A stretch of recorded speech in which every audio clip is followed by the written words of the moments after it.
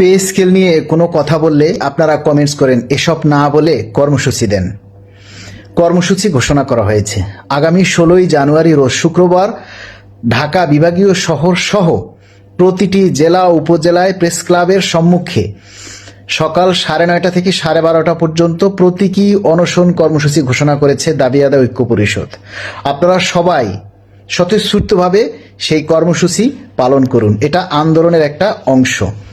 কর্মসূচি যেমনই হোক বা আন্দোলন যেমনই হোক, মূল কথা হচ্ছে সেই কর্মসূচিটা পালন করছেন কয়জনে। আর যদি অনেক কঠিন একটা কর্মসূচি দিলাম কিন্তু আপনারা সবাই সেটা মানলেন না বা পালন করলেন না, তাহলে ওই কঠিন কর্মসূচির কোনো দাম নেই।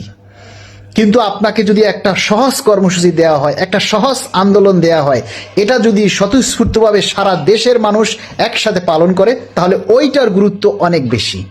এবার দেখব যারা আমাদেরকে বিভিন্নভাবে উপহাস করেন, বিহু ব্যবসায়ী বলেন বা বিভিন্নভাবে আমাদেরকে ইনসাল্ট করেন, তারা আগামী 16ই জানুয়ারি সবাই এই প্রতীকী অনশন পালন করবেন, ছবি তুলবেন এবং আমাদের কাছে পাঠাবেন। তখন আমরা দেখব যে আপনারা কি করছেন। পে স্কেল পাওয়ার জন্য কি শুধু নেতারাই কাজ করবে? আপনার দায়িত্ব নেই? আপনি পে স্কেল ভোগ করবেন না? নেতাদের আন্দোলনের কারণেই আপনারা এখন পর্যন্ত 15% ভোগ করতেছেন না? তাহলে পে স্কেল পাওয়ার জন্য আপনাকে সেভাবে দায়িত্বশীল ভূমিকা রাখতে হবে। আপনারও দায়িত্ব আছে।